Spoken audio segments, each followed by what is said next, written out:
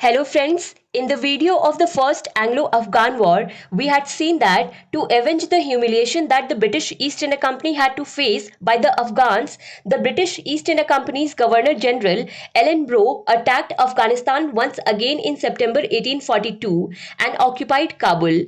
But he knew that if he removed Dost Muhammad and met someone else, the Amir of Afghanistan, then he would be repeating his mistake. That is why he did not remove Dost Muhammad from the throne, but signed a treaty with him and said that you should remain the Amir of Afghanistan but do not do any such work which is against the British East India Company. In this way, after the First Anglo-Afghan War, a friendly relation remained between the British East India Company and Afghanistan. In 1858, when the Crown took over, even after that, these friendly relations remained the same. But in 1863, Dost Muhammad died, which created a big problem in Afghanistan.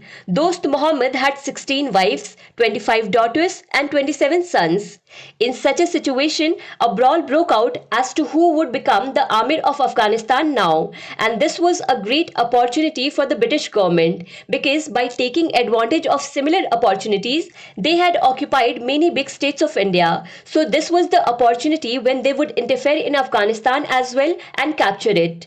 But at that time, the Viceroy John Lawrence, who was the Viceroy of India from 1864 to 1869, had a slightly different thinking. He followed the policy of masterly inactivity. Following this policy, he decided not to interfere in Afghanistan in any way. On the other hand, in Afghanistan, during the War of Succession, there was overturning of throne every week. There was an atmosphere of instability. But whosoever became the Amir of Afghanistan, John Lawrence would have accepted him and sent a congratulatory message. So ultimately, the War of Succession ended and Sher Ali became the Amir of Afghanistan. John Lawrence accepted Sher Ali as the Amir of Afghanistan and made friendly relations with him as well. But the thing to think about is that how did the British East India Company let go of such a huge opportunity to occupy Afghanistan? The reason for this was that the British East India Company had learned a lesson in the First Anglo-Afghan War. They knew that if they would give the throne to their Amir in Afghanistan or support any of the sons of Dost Muhammad, then the Afghani tribes could rebel again. The second reason was that now the danger of Russian attacks had also been averted. So now there was no benefit to them by occupying Afghanistan. They just wanted that relations with Afghanistan should remain good.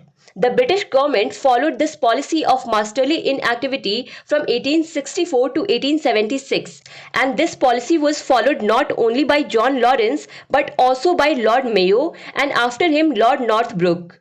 Now in the next video, it will be very interesting to see that when the British East India Company did not want to do any kind of interference, then what were the reasons that led to the Second Anglo-Afghan War? To understand Indian history and Indian polity in detail, do follow Bookstawa playlist. Link is given in the description box. Thank you for watching Bookstawa.